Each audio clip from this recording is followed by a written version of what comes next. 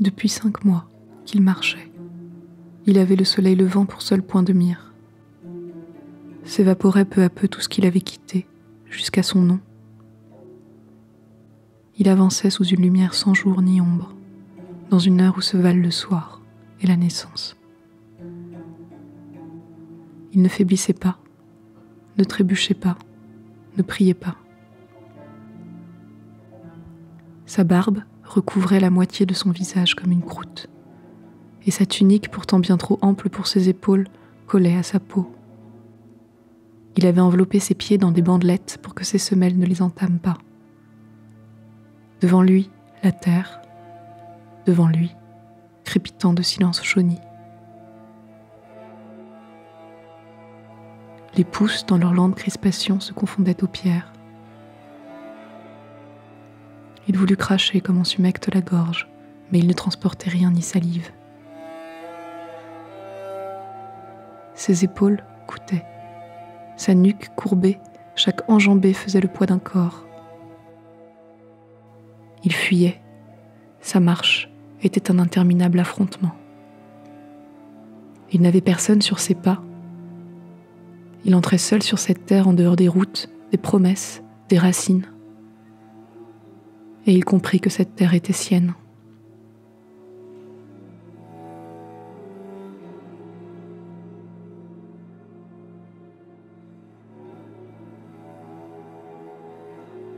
À quoi pensais-tu ? Tu t'es fait conduire hors des murs, loin des villes et des continents, jusqu'ici. Sur une terre que les heures n'approchent pas. À quoi pensais-tu ?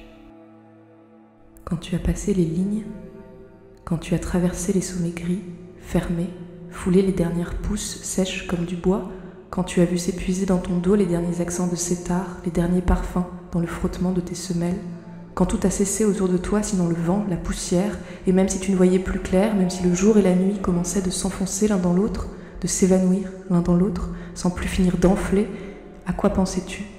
Pour t'arrêter, pour te punaiser, ici, dans ce four. À quoi pensais-tu ?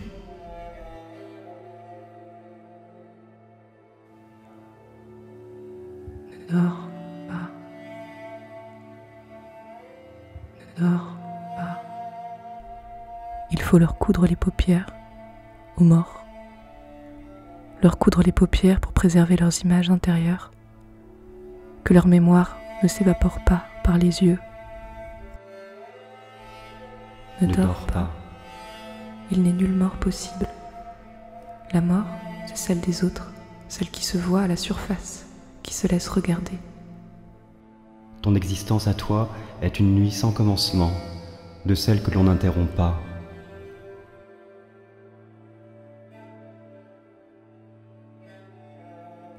Le soleil s'élance.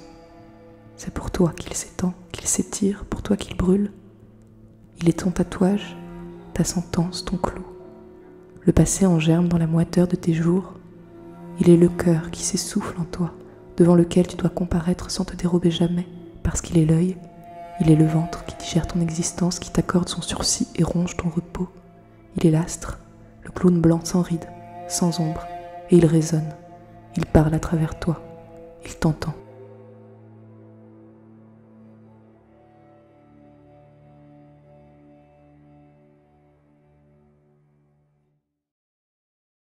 Il délira 3 jours. Le 4e, il discerna à travers les cils de ses paupières mi-closes la roche dans laquelle il avait échoué. La brèche, creusée par l'eau, à l'époque de l'eau, et dans laquelle les bergers longtemps étaient venus abriter les bêtes. Maintenant c'était lui, bien après la fin de l'eau et des troupeaux.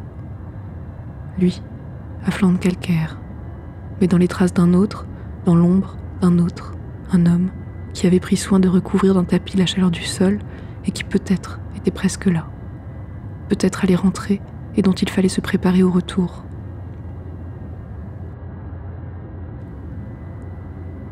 Il dormait comme on croit dormir. Lorsqu'il tournait la tête, lentement, le menton vers le ventre et les épaules un peu relevées, lorsque ses yeux, à leur tour, se tendaient, il pouvait voir dans la pierre ouverte le règne du désert. Il rinçait son corps à l'aide des 3 bidons d'eau qu'il avait trouvés empilés contre la cloison et qui, en se vidant, servaient au décompte des jours. Ce qu'il pouvait voir de lui-même était sec et décharné. Il avait perdu des ongles. Il attendait celui qui vivait là, celui qui allait rentrer. Il veillait. Ses gestes suivaient le rythme de la lumière. Chacun d'eux, rituel. Loin de lui, le jour qu'il laissait rouler sur lui-même. Loin de lui, dos contre le tapis. Le désert écrasait ses pensées avant qu'elles n'esquissent un murmure, les recouvrait avant qu'elles n'enfantent, ne s'étendent et que quelqu'un risque de les entendre. Rien d'autre. Il oubliait.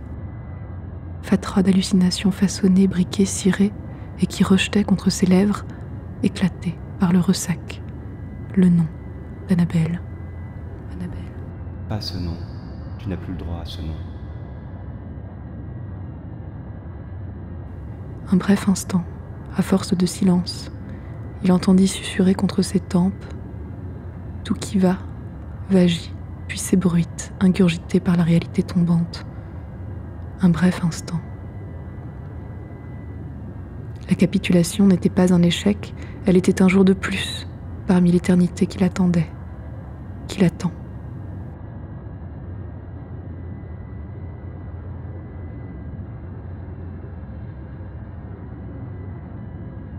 Depuis combien de temps es-tu ici ? Depuis combien de temps ce ciel qui ne scille pas? On t'a conduit aux frontières. Tâche tes loutes parmi ceux qui se tait. Aucune voiture ne passe jamais. Personne ne vient. Aucune chance, sauf nous. Nous, on ne va nulle part. Ça ne passera pas. Ce que tu sens là, ce corps, qui a beau se rétracter mais qui reste seul à la surface, avec la brûlure du soleil quand tout le reste a séché. Ce corps que la terre refuse de résorber, de reprendre en elle, de recycler, ça ne passera pas. Et quand un mouvement s'amorce, imperceptiblement, tu ne sais plus si c'est le mur ou toi, si c'est dehors ou toi, si c'est le ciel. Annabelle, il ne te reste plus qu'à penser à ce que tu as fait. Qu'est-ce que tu as fait ? Souviens-toi. Il faudrait les mots pour te souvenir. Fouiller, fouiller, fouiller à main nue et lécher tes doigts. On ne t'a pas raconté ta naissance. On n'en a pas fait une histoire. As-tu ouvert le ventre de ta mère ? As-tu déchiré son sexe ? Parle. Parle. Parle. Nous avons grandi sans le savoir, sans en demander le droit, presque par inadvertance. Je n'ai jamais été seule, j'allais par deux. Annabelle croquait ma solitude comme une pomme, la peau entre les dents et la chair sur les lèvres. C'était celle-là, ma vie, depuis la naissance. Mes pulsations sur son menton suivaient la variation de nos jeux. Nous avons grandi l'un par l'autre, vécu l'un par l'autre. Elle était mon aînée de 2 ans, mais nous étions du même bois. Être frères et sœurs était un de nos rôles, autant que nous étions pirates, grutiers ou chiens. Nous avions l'école, le grenier, les branches des figuiers. Chacun de nos lieux était une éternité. Hors d'Annabelle, il n'y avait rien. Il y avait notre mère et le carrelage toujours froid. Nous avons grandi sans le savoir, sans regarder, sans y accorder d'importance. C'est la nuit qui nous a révélés. Notre maturité était devenue son secret. Le corps d'Annabelle, invisible dans la nuit, respirant sans se faire voir, sans soulever les couvertures, égal à tous les autres corps, que la nuit dévoile, rend à lui-même, parmi tous ces autres corps, rend étranger, permis, jusqu'à ce que sa main.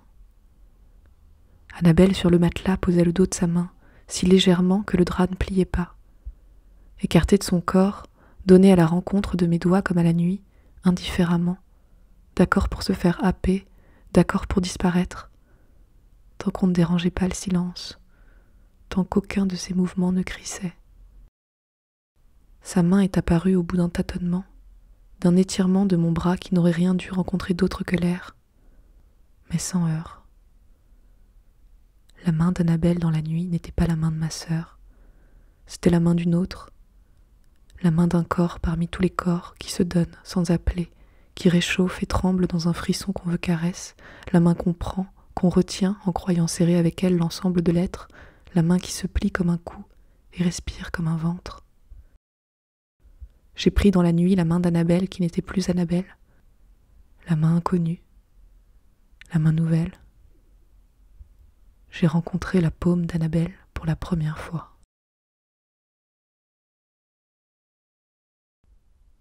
J'ai appris alors tout ce qui nous différenciait, tout ce qui me faisait hors d'elle, mais qui me faisait sien. Le bonheur de la chambre bleue était la continuité de nos dimanches, c'était la vie grandissante telle que des enfants l'imaginent. Il nous suffisait de traverser le couloir après minuit sur les pointes. Notre cabane était devenue pays. Mais Annabelle connue, Annabelle entière dans sa voix profonde, ses sueurs, ses hanches, comme aucune autre. Et puis, la porte forcée, la chambre coupable.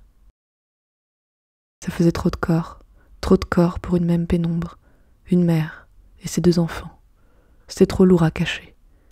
Elle était là, notre mère, et son ventre, qui s'est mis à hurler, à s'effondrer, plus coupable que la chambre. Il pleurait la dévastation, le saccage, comme on pleure sa stérilité, comme on se fait couler dans une dalle. Annabelle était nue, découverte. Elle la regardait sans bouger. Elle regardait notre mère qui regardait sa fille. On m'ordonna la porte du doigt. Elle se regardait encore. Tu es sortie? Je suis sortie. Et tu es revenue. Je ne suis pas partie. J'ai attendu la clémence comme un changement de marée. Annabelle m'écrivait en cachette. Nous allions nous enfuir dans une campagne inconnue, qui débaptise. Et puis elle s'est tue. Ce n'est pas toi qui parles. Je suis retournée dans la maison. Partout le carrelage froid et le ventre vide de ma mère. Annabelle était introuvable. Elle avait été perdue. Elle s'était close. Il y a bien quelqu'un, mais ce n'est pas toi. Ce n'est pas ta voix. On m'a dit qu'elle était morte et que c'était moi. On m'a dit que j'étais seule, que je n'avais plus de sœur. Qui parle encore ?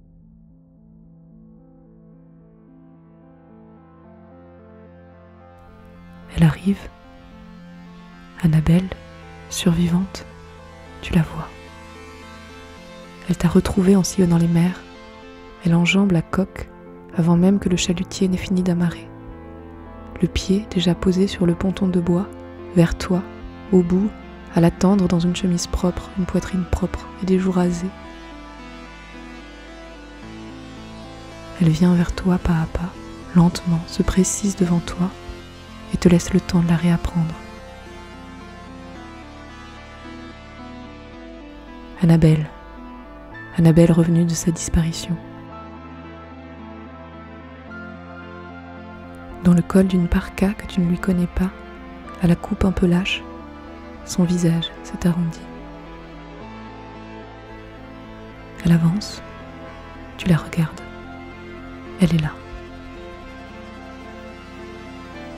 Elle te tend son nouveau ventre, rond, plein de toi.